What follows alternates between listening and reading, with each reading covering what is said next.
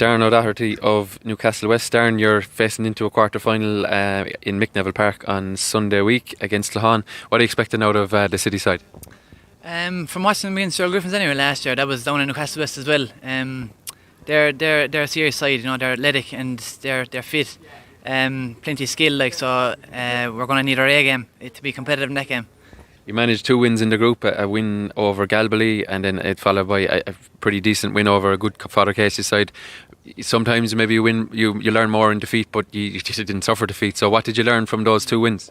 Well, we actually did lose the County League final to Monleen, and that was a huge learning point. We were kind of going into that game. I was saying there, we'd five in a row on our mind in the County League, and we lost it. So obviously there's a lot of learning to do.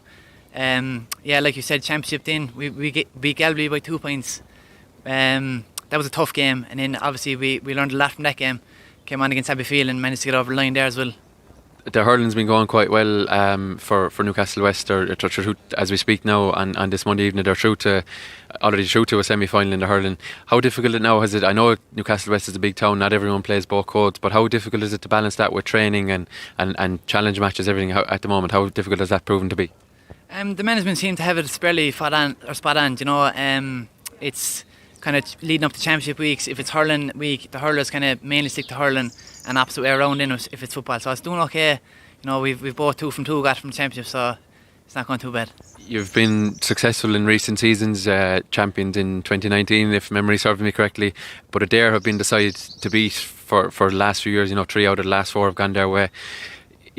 You're obviously going to be. I'm sure you're going to say 1 game at a time, but Adair certainly seem to be one of the big teams in Limerick at the minute. That if you're going to win a championship, you're probably going to have to knock them off their perch, so to say. Yeah, no, Adair have been a class team the last 4 or 5 years. Coming up from intermediate, getting their senior, then last to us, then or as a double senior, and then last to us, and then another senior. So they're obviously the standard setters. They're the teams. They're the team we all want to beat. So obviously, like you said, 1 game at a time, but. Yeah, they are number 1 at the moment. Talk to me about your panel. We know a lot of the faces on it. Is there any new guys on the panel this year that have stepped up into the team? We know there's familiar names there like Ian Corbett. We know the Limerick captain, but who's in the younger end of the scale? Who's coming into the panel this year? Yeah, you've got guys like Brian Foley. Brian Foley, obviously captain of the under-20s this year, Limerick. He's obviously a class player, and he's stepping up again this year. Brian Nix as well, similar story. Under-20s hurlers, but they're stepping up and they're staking, or they're putting their hands up for jerseys, and that's what you want. Young fellas putting old fellas out of